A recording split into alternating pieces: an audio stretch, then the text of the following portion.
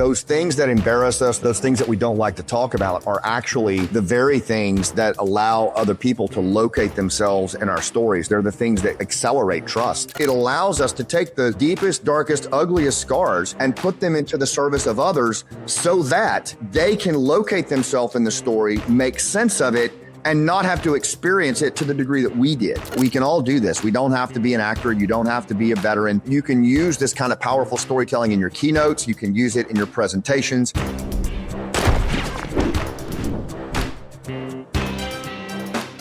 Lieutenant Colonel retired Scott Mann, welcome back to the show. I'm glad to have you. Hey, thanks for having me, Aaron.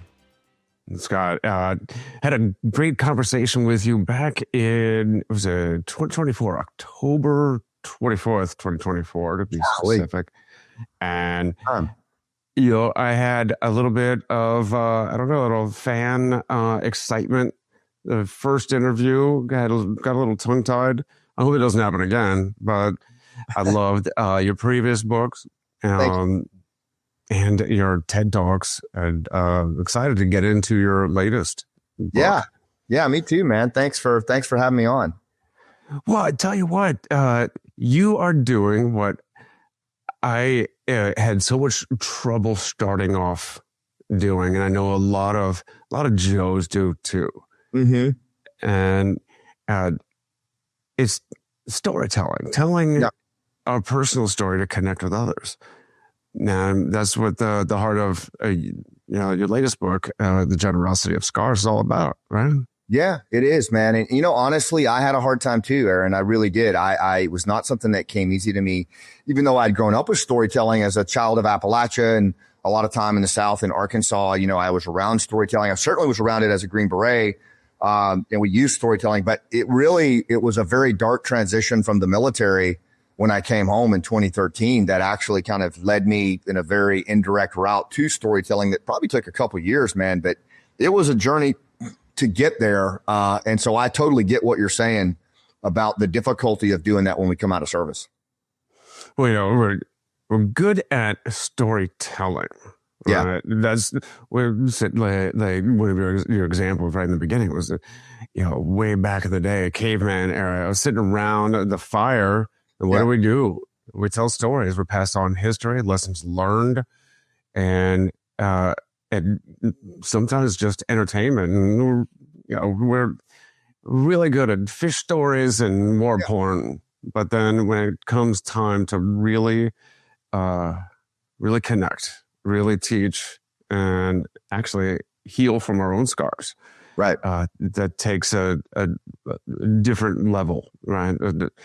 You talk about above the waterline and below the waterline. Yeah. And I think a lot of us operate above the waterline. Can you explain a little bit more about what that means? Yeah, sure. I mean, I kind of draw that from my time as a Green Beret when I was working in tribal areas in rural Afghanistan and other places. And, I did a lot of teaching on human connection. And one of the things that I taught was that and it's in my book as well, is Generosity of Scars, is that if you think about our human nature, it's like an iceberg, right? I call it the human operating system. And the tip of the iceberg is the modern world. It's where we live, work, and play. And it's probably 20% of our humanity, but it feels all encompassing. It's the meetings that we have to go to. It's the 24/7 news cycle. It's the aftermath of COVID. It's getting the kids to football practice and binge watching Landman. Like, it's all the things that we do every day. And we think that's all there is, but it's only, the tip of the iceberg is new. The modern world is new. The rest of the iceberg is the traditional world. It's where we come from, Aaron. It's where our great grandparents hailed from. It's hunters, gatherers, nomads, honor-based society, tribal society, clans, qualms. Every one of us originated from this primal way of being, which was very, very honor-based. And that's 80% of our humanity. It lives below the waterline of the iceberg. And down there is a creature who is tied to meaning and emotion, social connection, storytelling, and struggle. The acronym I use is MESS. We're a mess. And we're very, very social creatures. And storytelling is how we make sense of the world. So, when I talk about below the waterline, what I mean is that most of the problems that we face today even if it's political, if it's racial, if it's, you're a soldier trying to get your point across to a potential employer. It's all story based. Stories are what bridge the gaps that allow us to connect with other humans. And it's an ancient primal thing that lives below the waterline that we just don't really tap into like we should. So how is it that we have so much difficulty tapping into our scars as warriors, really being able to tell the story that counts? Well, if I can, I'll take it back to my transition. When I came out of I was a Green Beret. I saw my share of combat, like a lot of people watching this. No more, no less in some cases, but it was unique to me and it had its effects on me. But when I retired from the military, I was at the top of my game. I was a lieutenant colonel. I'd been selected for command. I turned it down because I didn't like where things were going in Afghanistan. I'd seen a high level of retribution against the Afghans that I'd helped recruit for a particular village program we were doing. And it bothered me more than I realized, Aaron, when I came home from service and I retired, right here in Florida where I'm sitting right now, within, 72 hours of taking off those desert boots and putting on the Tampa Bay flip-flops, the snakes in the head were squirming for me, man. I didn't realize how much of my identity and purpose I had lost. I didn't realize how much of the elements of combat that I had not dealt with, including, the guilt, elements of moral injury, kind of violations of my own code. I hadn't dealt with them. And so they came home to roost in a very, very big way. And within 18 months, right behind me, I was standing in my closet holding a pistol with no intention of coming out. And the thing was, my son came home early from school. So I cleared the weapon, put it up, and never talked about it, and I struggled with my mental health for some time after I had more suicidal ideations. That was the closest I ever came. But it was a scar. It was an ugly piece of my life that I swore I would never share with anybody, not even my wife. And it was not long after that we were in New York, and I was with a buddy of mine at a transition event, also a special ops guy and really iconic guy. And he was struggling, and he shared with me that he was getting close to checking out. And just, I was in a panic, really. I didn't know what to say. And I could tell he was so distant at that time and just lost. And I shared the story about that closet. And when I did, I could see him kind of coming back to me. And he was looking at me with such surprise. And we ended up having a really profound conversation, and he ended up getting help, and today is really doing well. In fact, is working with veterans in this, in countering suicide. And that was a real turning point for me. And to your question, Aaron, I think is, those things that embarrass us, those things that scuff us up, those things that we don't like to talk about are actually the very things that allow other people to locate themselves in our stories. They're the things that accelerate trust. And it's been this way for 100,000 years. This isn't new. It's just that in the veteran community and in the United States and the West, we're conditioned with this quiet professional thing that you don't talk about anything. But in reality, I think that's a really bastardized term that is actually harming our veteran population.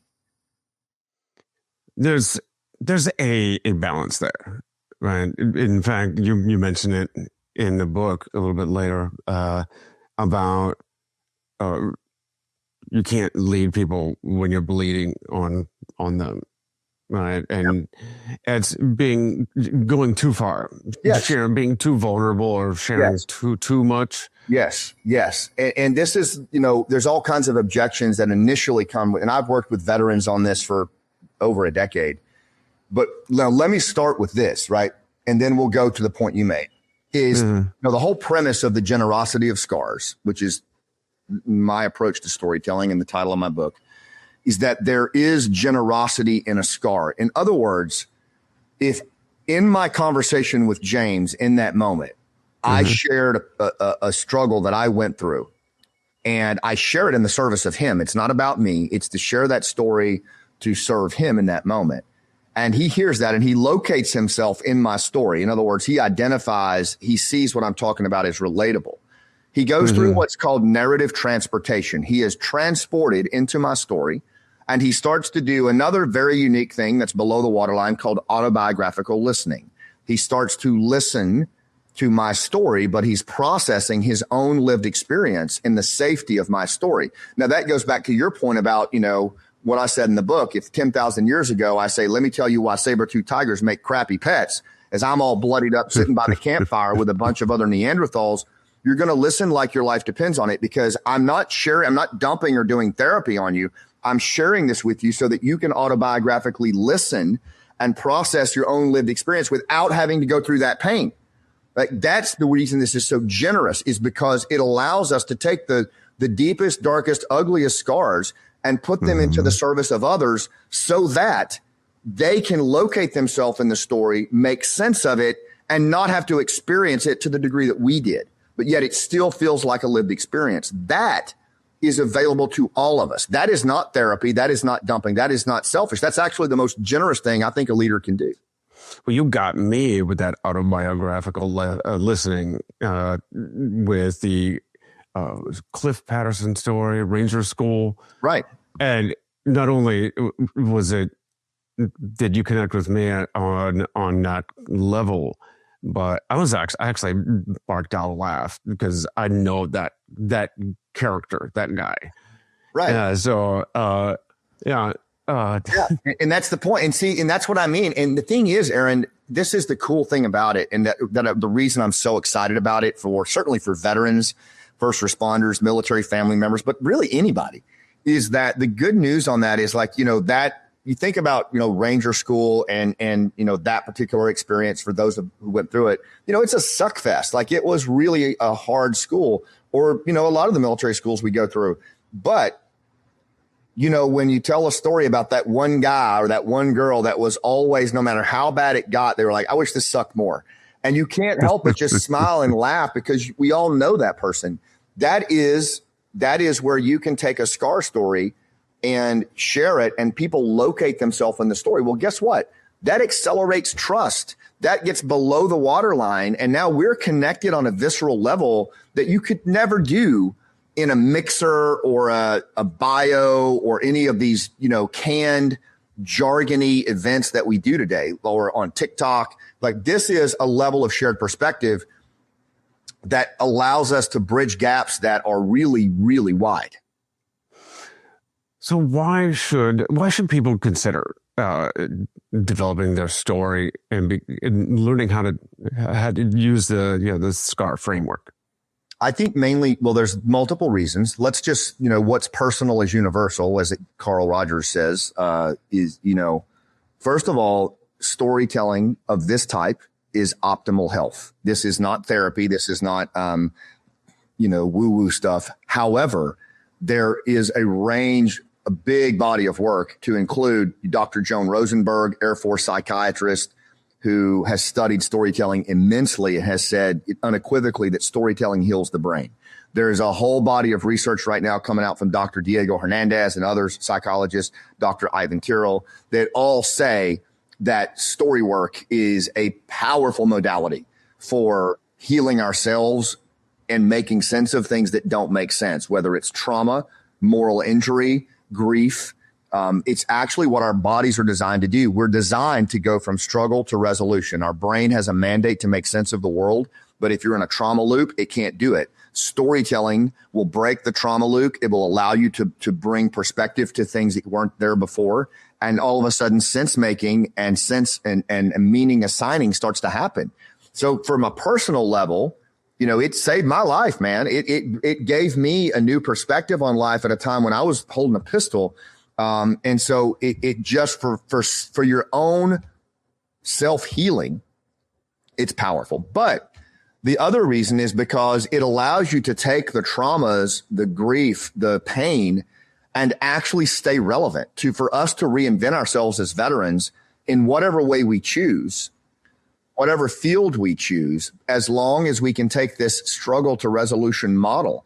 We can continue to reinvent ourselves and stay relevant. We don't have to stay in the vet bro world to be relevant to the rest of the world. Like we can evolve, we can change, we can still pull from those experiences that we had as veterans, but we can also just stay super relevant in whatever field we're in by using this struggle to resolution model. And I'm really encouraged by it, man, because I think that it gives us an innate set of tools that keep us relevant no matter where we are in our life.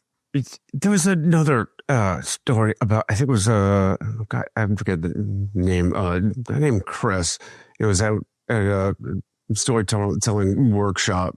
First, it was a hard time just breaking through to him, but then he said, "Okay, I'm open to this, but I'm all over the place." Right.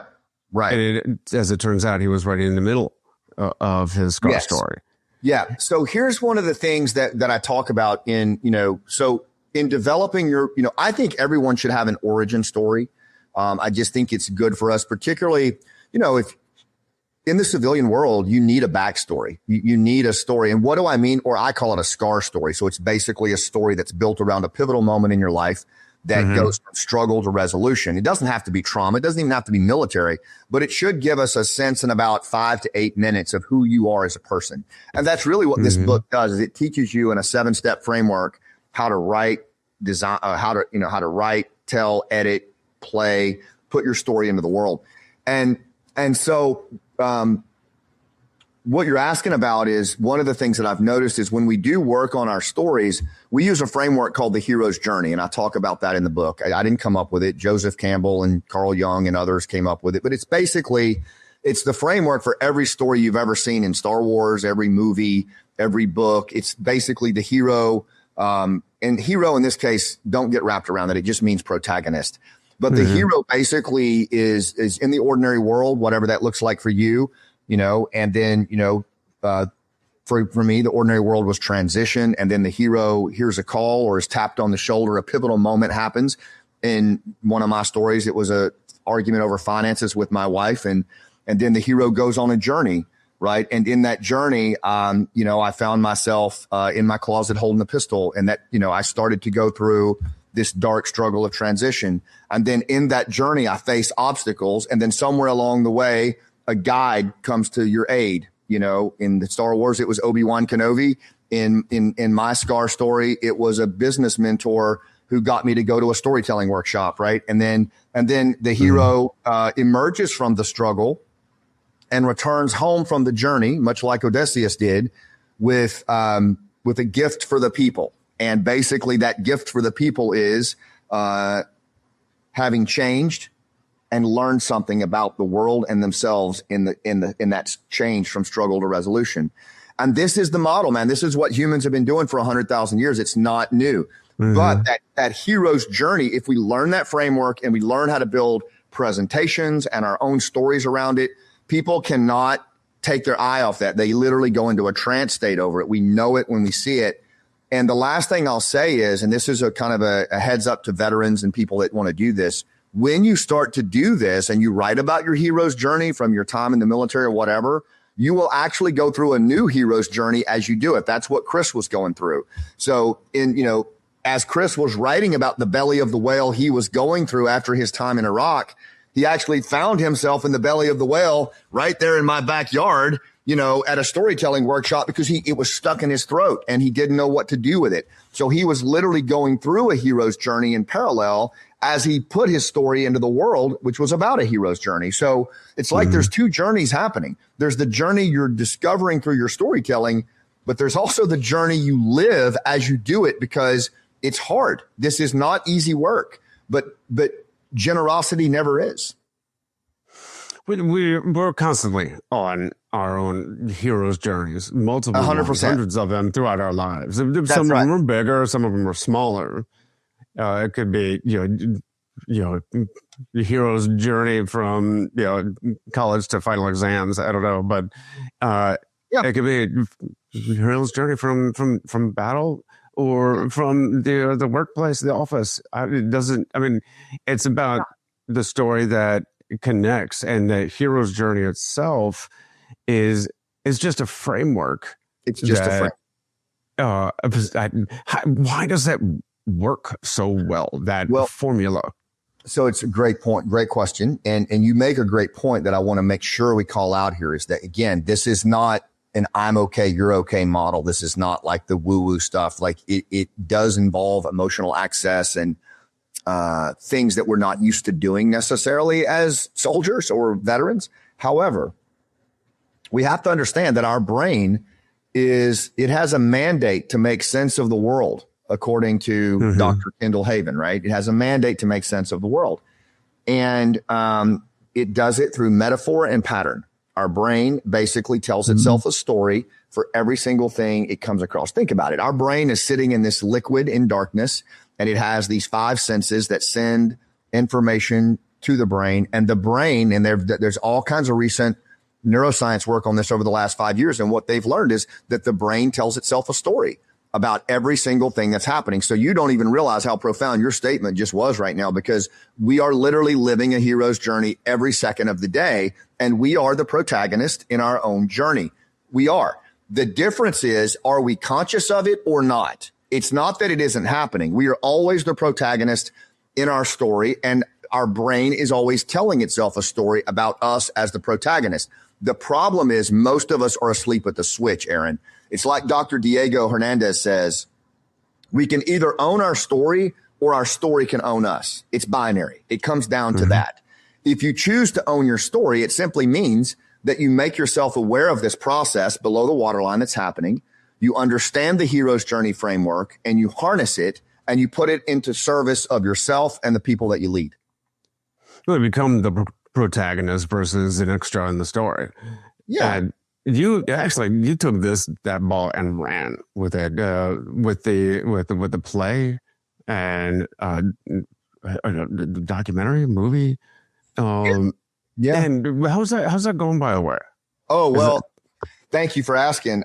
So I've named 2026 the year of the scar story, because it seems like that's what I'm doing a lot, is I'm just either talking about the generosity of scars, or I'm trying to model it and live it in real time for the veterans and their families that I love so much, and to try to educate civilians on the cost of modern war.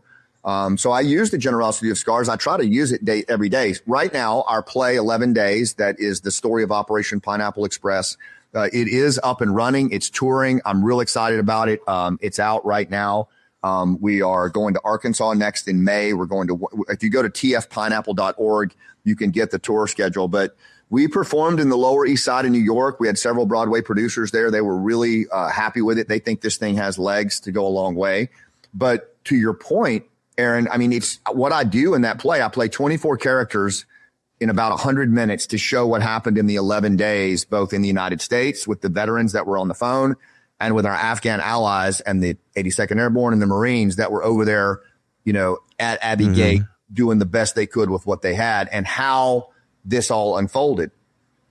But I use the same approach that's in this book to do that. Like, I'm not a classically trained actor, but it's a very compelling story. It hits people really hard. And the point is that we can all do this. We don't have to be an actor. You don't have to be a veteran. You can use this kind of powerful storytelling in your keynotes. You can use it in your presentations. You can use it when you're doing sales. You can do it when you're talking to your kid about addiction. It is a natural, I call it narrative competence. It's a natural way of being in the world. But thank you for asking. I mean, the play is doing really well.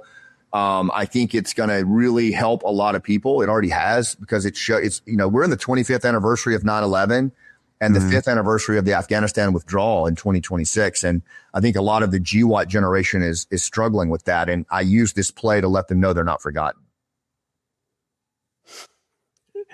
Okay, so in building your scar story, let's get into the framework a little bit. Okay, we want to tell our story the best way we can, and you advocate for an 8-10 minute short story. Yeah. I know you as an example of a firefighter at 9/11, and he could not get his paired down.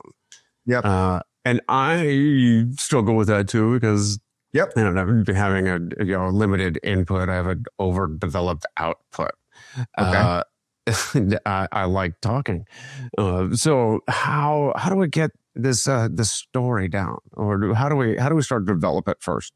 One of the rules that I tell people when they're and I appreciate your candor, because we all have these little hangups with our storytelling that are they're apologies, basically. They're just different forms of apologies, because we feel somewhat self-conscious. So we either talk a lot more than we normally do, or some people shuffle their feet.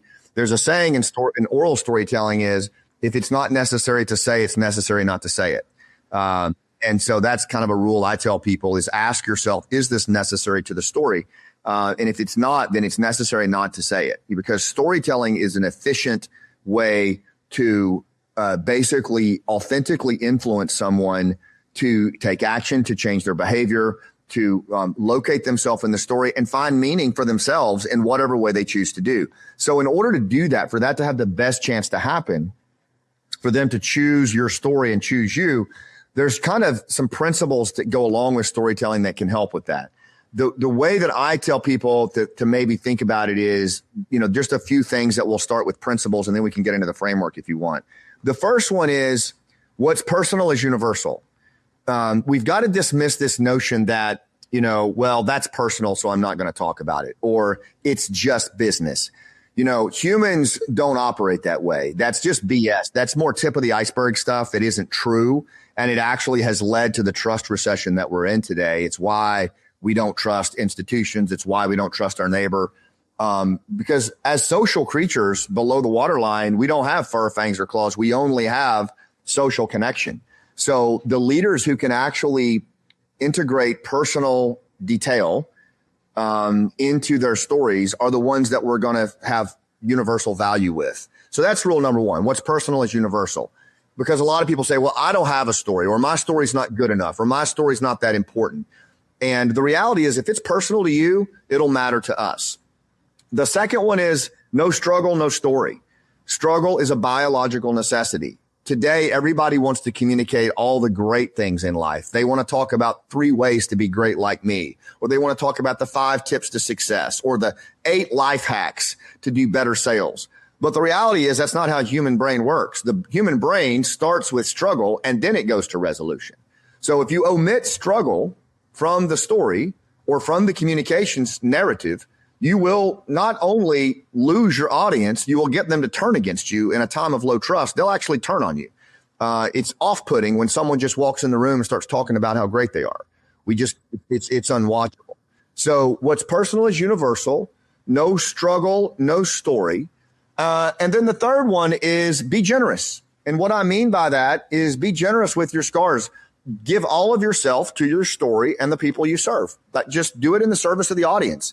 Don't worry about how you look up there. Don't worry about whether you're being judged. Just do it. Share the story for them. Share the story for your teenager. Share the story for that veteran that doesn't have a voice right now. Share the story for the guys that didn't come home, however you need to do it, but in the service of the audience. Those would be 3 principles I would start with. And then I'll pause to see if you have any comment on those. And then we can talk framework if you want. You talk about the 4 Ds in this sort of telling framework. What are these 4 Ds, and how do you put them to use? So the 4 Ds really comprise they're actually the antibody, or actually they're the antagonist or the enemy of connection, and what I call the churn. The churn, we have a tough environment that we have to influence in. It's a very volatile, uncertain, complex, ambiguous environment, but we also have the human terrain that populates that environment. And it's very tough to navigate as well. The human terrain, I call it the 4 Ds, the people that we deal with, whether they're clients, prospects, family members, coworkers, that are typically distracted. Their attention span is 8 seconds. The second D is they're disengaged. 85% of the population in the West lacks purpose. I mean, that's a really tough thing to consider, considering we are meaning-seeking, meaning-assigning creatures. Not good. The third D is we're disconnected. We're disconnected from ourselves. We're in our phones all the time. We're isolated. We're disconnected from our own nature. We've become disconnected from the power of storytelling and listening. And then mostly we're distrustful. We're in what they're labeling now as the trust recession. I think it's something like only 14% of the United States population trusts the government to do what's right. Something like only 38% of the population will forgive a vendor or a brand if they do something wrong without moving on. 38%.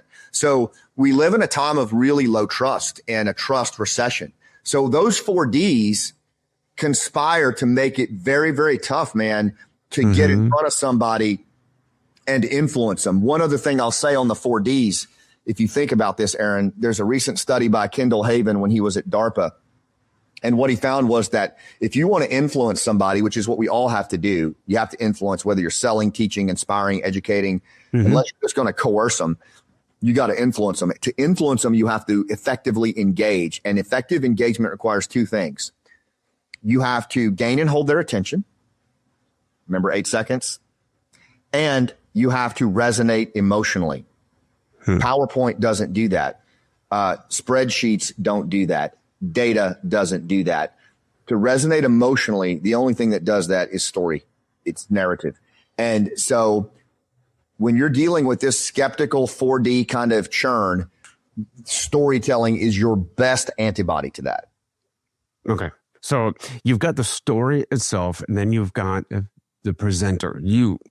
Yeah. Are there things you do to, I know people have stage fright, anxiety. Sure. In fact, your dad, in doing his TED talk, which was incredible, by the way. Thank you. He is a tough, the grizzly, firefighter, experienced, aged, he had the stage fright. Now, how did he overcome that, or how did you help him overcome? Well, the reality is, that's a great question. The reality is, I work with hundreds and hundreds of high performing senior leaders from all industries, from commercial banking to sports to, professional coaches, podcasters. And you know what? Almost all of them have a high degree of anxiety getting in front of people. Now, you wouldn't think that, but they do. Some of the most prolific influencers in the world are super, super nervous, and almost debilitating. I have debilitating anxiety before I get in front of people or do a podcast like this. My dad would hide in the bathroom before certain events if he was getting recognized. He was a wildland firefighter and a very good one. And he would hide in the bathroom, and he called his best friend from the toilet saying, I can't do this. And he had to talk him out of going, getting back on the stage and getting his award. And he told that at my dad's celebration of life. I didn't know that, but I saw that with my dad when he did his TED talk. He had a lot of anxiety. And so the point here is that, first of all, is we got to know that if you experience anxiety when it comes to getting in front of people, if you're coming home from service and you feel a general sense of anxiety and reluctance to go in for a job interview or that's totally normal. Just know that is normal. That's just energy. Humans are mostly energy, and engagement is the management of energy. And so all that's telling you is that it matters. We are tribal creatures. And because you're in a new planet, you just don't want to get voted off the island. That's all that's going on. And so, however, if we don't manage that energy, if we leave it untended, it will manifest as tension. And tension is the enemy in the 4Ds, man, because when you've got all that distrust going on out there, you're in a trust recession and people are so distracted. If you have a ton of tension in your body when you get in front of a potential employer, or when you get on in front of a bunch of middle schoolers to talk about your service in the military or speak at your daughter's wedding, if you have tension in the body, which you will, you look like you don't trust yourself. And if you look like you don't trust yourself, the audience will dismiss you in a nanosecond. They won't root against you necessarily, but their phones are out and you're going to see their scalps, right?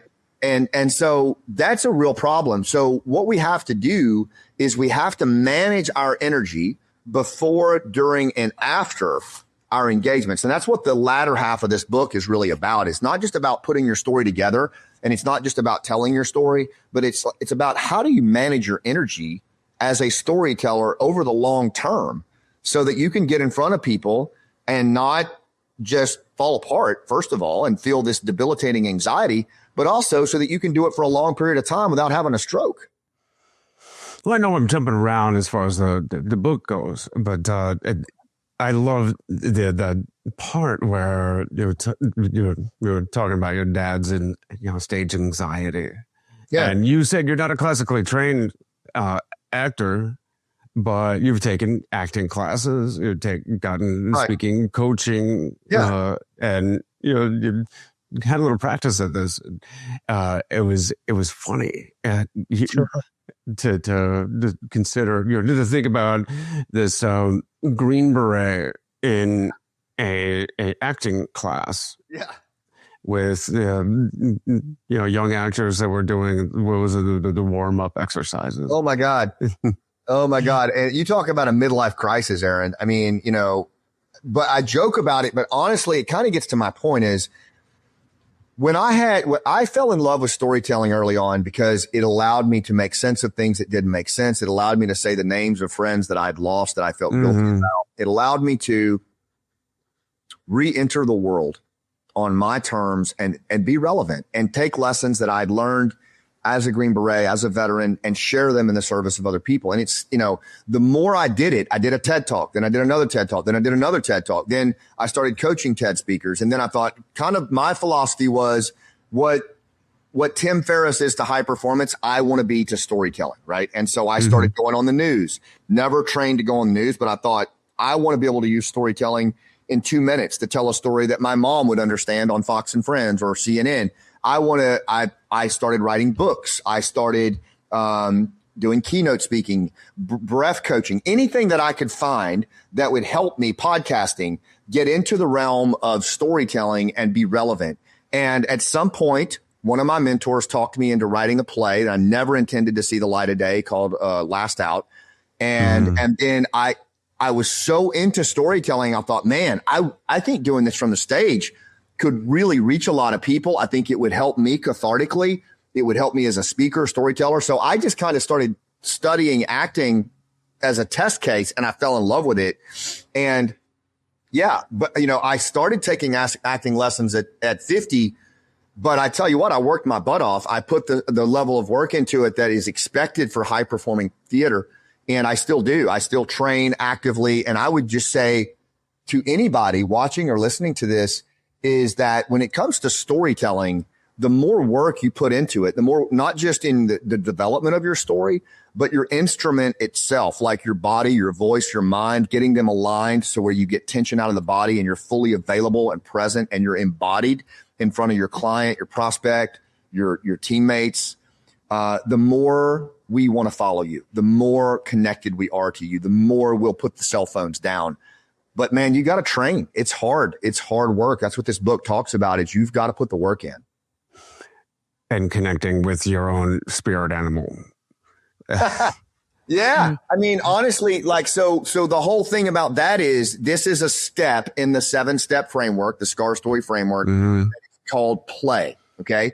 And in that story, I talk about my dad. I won't give it away, but he at 73 years old, 6 months after cancer, he looked like he didn't trust himself. He had so much anxiety. And think about it. At 73 doing a TED Talk after 6 months with cancer. I mean, that's a daunting task. And so, but he agreed to go to this workshop with a bunch of speakers and actors and to basically learn how to let the body metabolize the tension so that you can get in front of people. The only way to do that is to play. If you go to an NFL football game and you look at the football players that are warming up, there's these 300-pound dudes skipping across the field. Now, when's the last time you saw a 300-pound dude skip, right? But they do. Why? Because they've got to get the body available. They've got to get the body ready to play.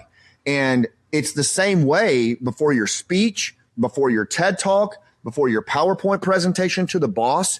The spirit animal that's in that book, it's just a technique that if you just embody that animal in the privacy of your own home, of course, for a couple of minutes and just kind of move around, it'll take tension out of the body. You'll laugh at yourself. It takes the tension out. And now you're fully available to the people you're talking to.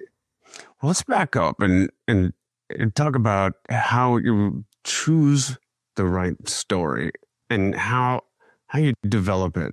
Because some people, they just think that it's shoot from the hip memory of your recollection of something that might connect with the listener, but you really break it down.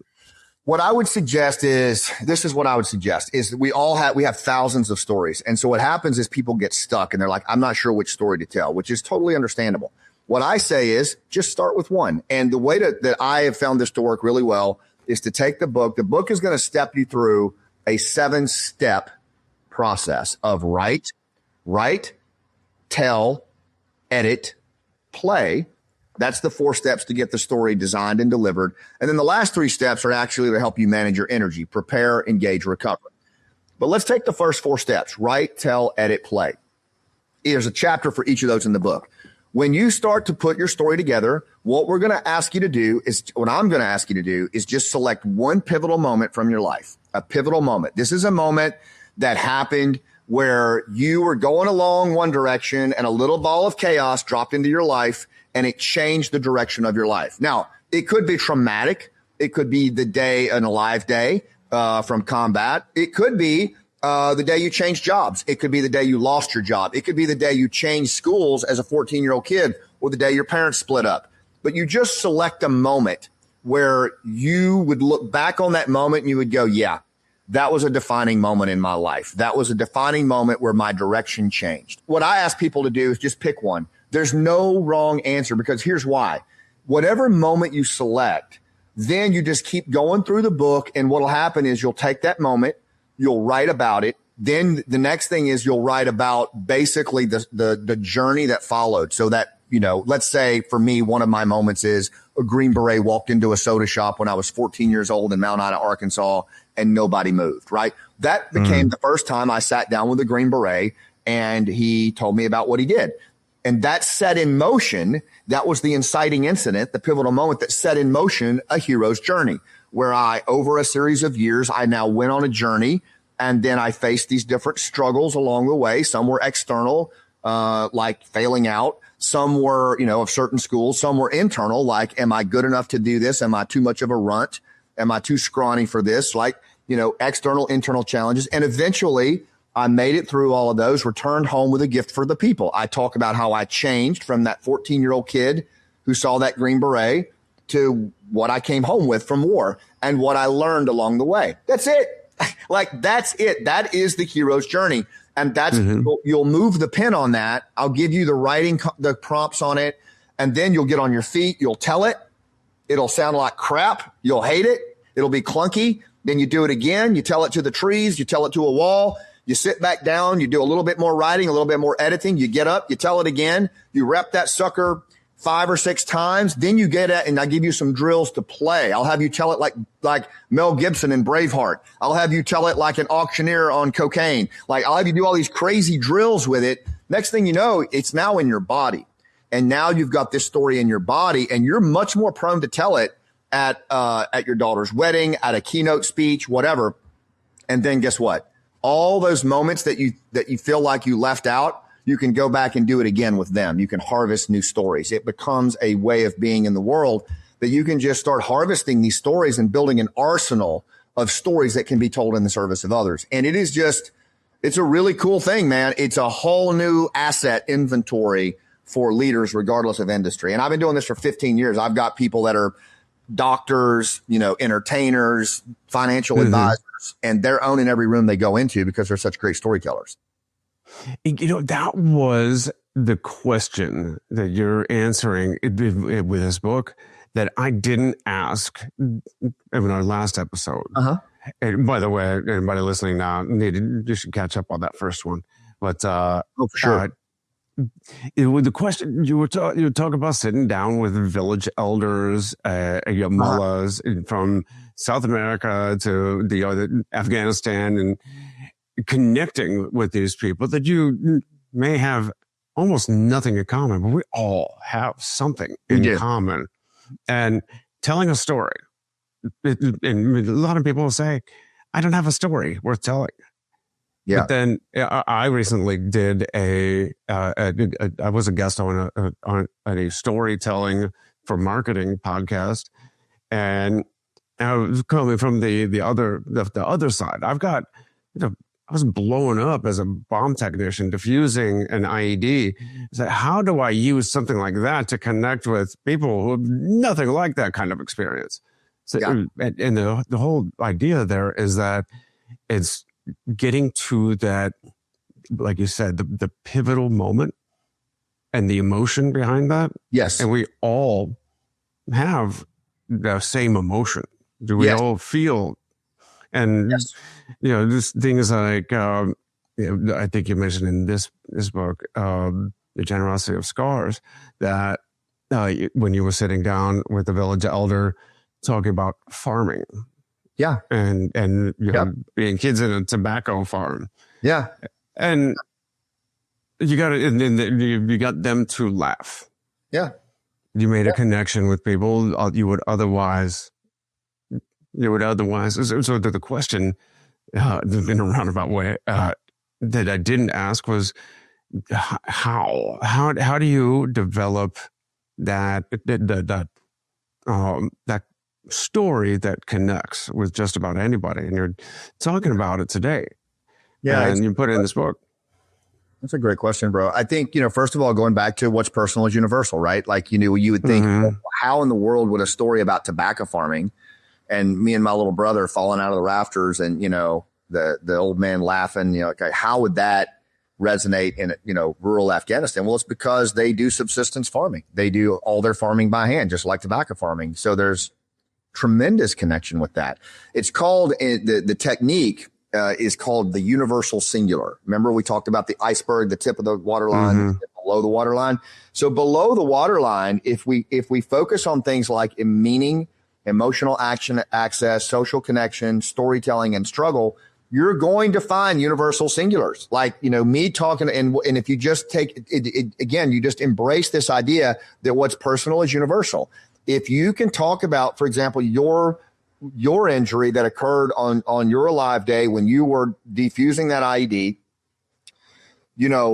granted that contextually very few people on this earth have experienced that. However, when you start to talk about, the aftermath, for example, and what was going through your mind and what was going through your heart as you were facing recovery and the long uphill battle, guaranteed there's a cancer survivor in there or someone in stage 4 cancer who's just been given terrible news and they're looking at this dark journey that they have to do. And they're hearing you talk about the dark journey you were facing when you're laying in that hospital in the very beginning thinking, oh, dear Lord, how am I going to do this? And I'm not trying to put words into your mouth, but I'm just showing how if you take the time and the generosity to open the aperture and share with us what it felt like in your body to walk that path, that is generosity, because what will happen is, no, I haven't walked that path, but I'm walking this path and it feels like that.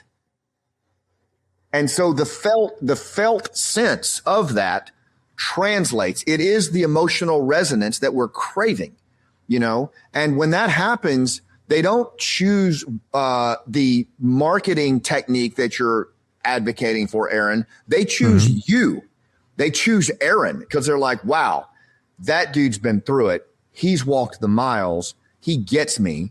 And now they are ready to listen to what you have to say. So if you want to talk about marketing, fine. If you want to talk about resilience, fine. If you want to talk about raising your kids in today's adverse environment, fine. I'm ready to listen because I located myself in your story. I related to your struggle, and now I'm open. Let's talk, right? That's the missing piece. And the cool thing is it all revolves around our struggles. Like, we've all had the crap kicked out of us.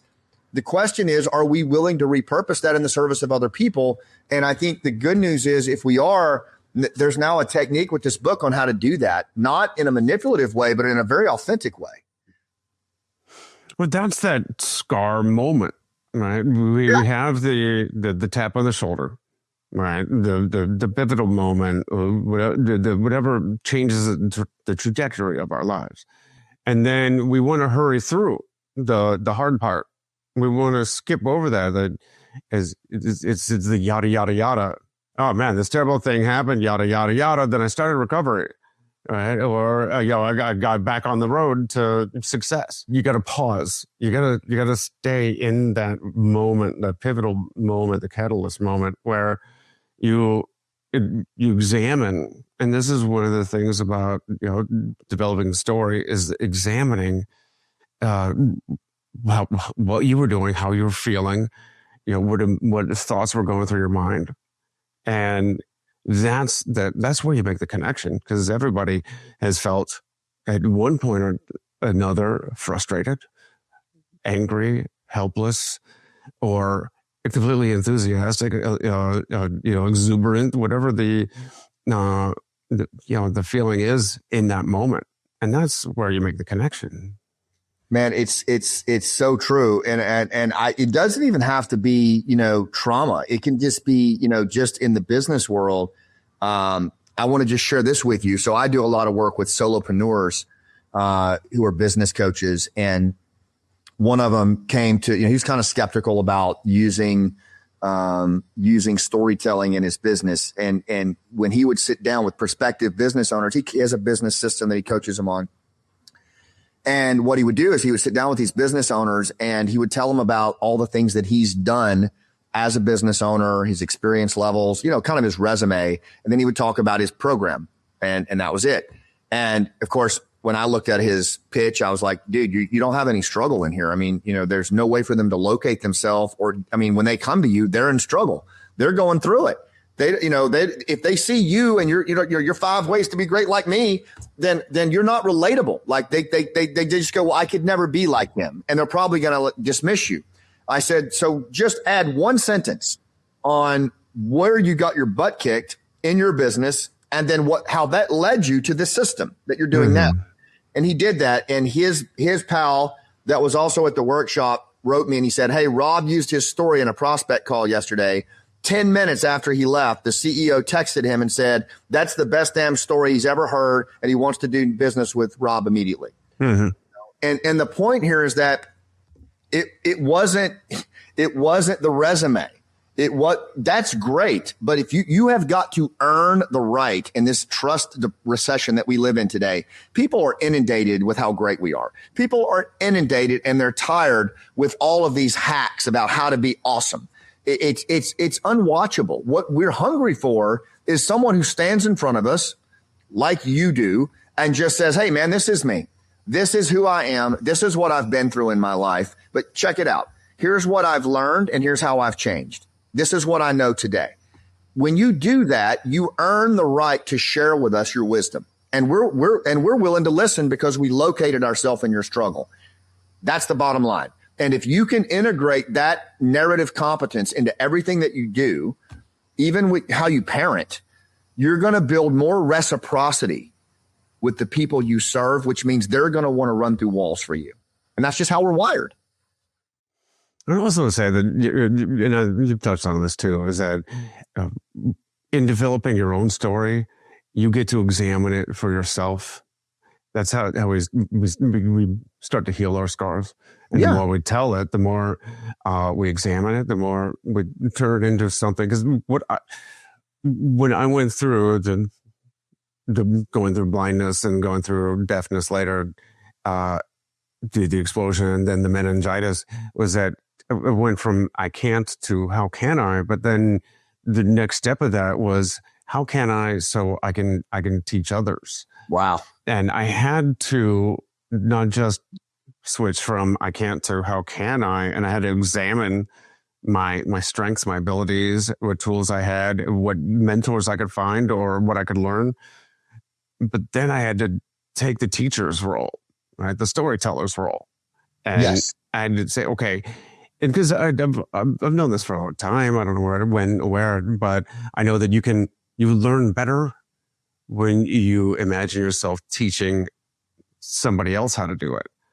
And just from that perspective, it gave me more purpose and it made it easier and made the scars heal faster, better.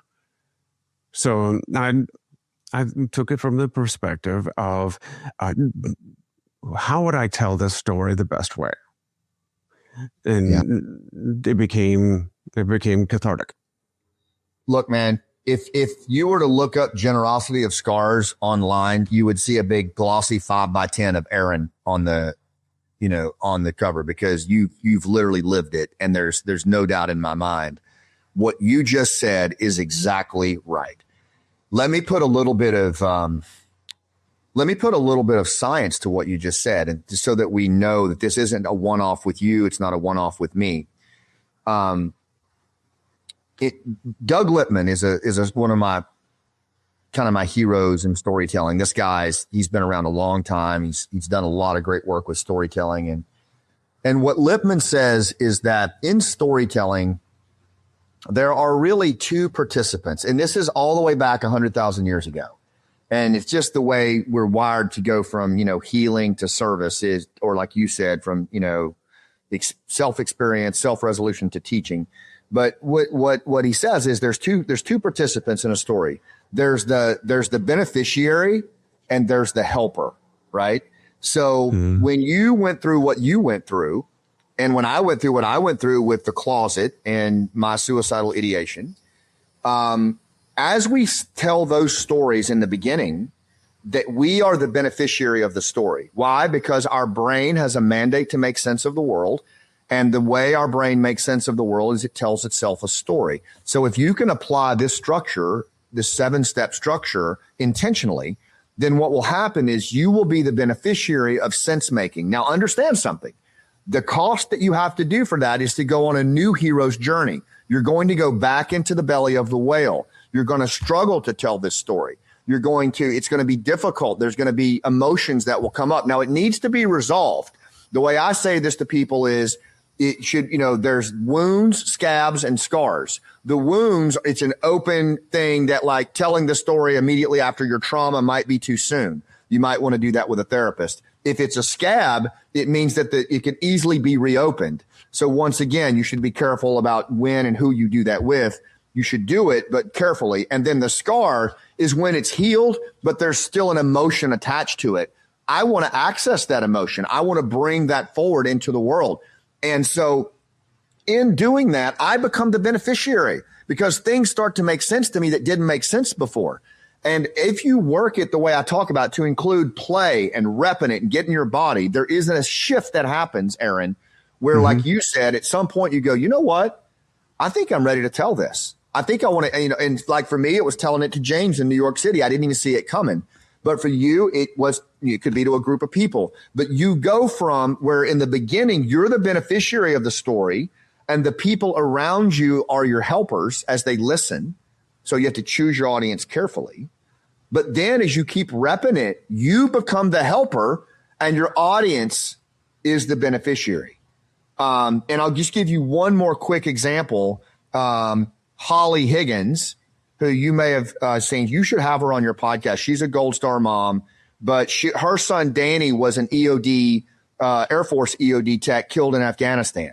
And I met Holly at my play. She came to the play in 2019. She had no idea what she was walking into. Of course, in Last Out, the main character's name is Danny and her son's name was Danny. So she immediately located herself in the story. She had been living in a fog for 10 years, unable to say Danny's name, unable to really come to terms with it.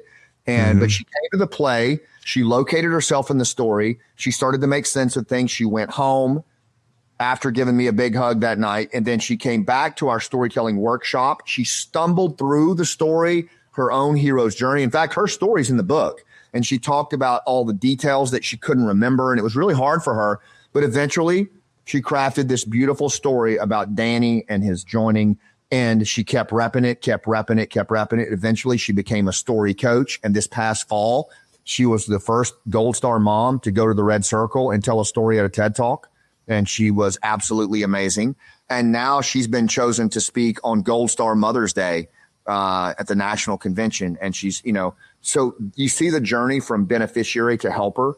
Like this is available for all of us. It's there. That is the generosity of the scar. There's generosity in a scar if you're willing to pay the price. And that's the work that goes into it. That was a long answer, but. And that's the big loop. The completion of the hero's journey is going back and telling the story. Right? That's the resolution. Slay the dragon, and you go back and teach the lesson. Joseph Campbell in the Hero with 1,000 Faces, who really coined the term the hero's journey. He has this wonderful saying. It says, "The cave you fear to enter holds the treasure you seek." And he's talking about struggle. We don't want to go there, but that's actually the gold. That is actually the gold. That is the thing that can be of most service to our audience, to our children, to our employees, to our clients. The scar stories are the things that we're hungry for. The second best scar story you can tell the world is the story you don't want to tell others. And the very best scar story is the one you don't want to tell yourself. That's excellent. And Scott, thank you so much. I think this is a good place to segue into the countdown to impact, the final section. Yes, sir. That's 3 books, 2 quotes, and 1 person who have all made an impact in your life. Okay. So the 3 books, 2 quotes, 1 person, right? Okay. So the 3 books I would say are The War of Art by Stephen Pressfield, The Little Book of Talent by Daniel Coyle, and Tribe by Sebastian Junger. The 2 quotes are What's Personal is Universal by Dr. Carl Rogers. You Can Either Own Your Story or Your Story Can Own You by Dr. Diego Hernandez. And the person in my life, so many, but I'm going to choose my dad. We lost him this summer. He was my guy. He was the guy that guided me through the worst of times and is really the one I think about when I think about the power of, the generosity of scars. He modeled it every day, and a big chunk of him lives in me for that, and I will never forget him for it. Well, I also recommend, by the way, everybody go watch his TED Talk. Yeah. Thank you. His pacing was, he had a great way of slowing it down. He almost stomped each word out. Yeah, it was great. It was dramatic. Of all the people I trained, he was my favorite to train. It was the joy of my life to train him. Last 2 questions. One is, where can people go to find out more, find the book? Where do they go? Scottmann.com. The book is available May 12th, but if you just go to scottmann.com, you can order it right there. Please pre-order it. It's, it helps us gain momentum. The play 11 Days, you can also find information on it there, coming to a town near you. But yeah, scottmann.com has it all right there. Excellent. And we'll have all the links in the show notes. Final question is, what is your definition of living a life of impact? Repurposing your struggle into the service of others and being generous with your scars. Well, sir, thank you very much for your service, for telling your story and helping others tell theirs.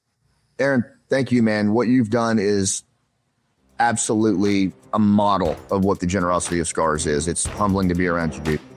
Oh, shucks, you're going to make me blush.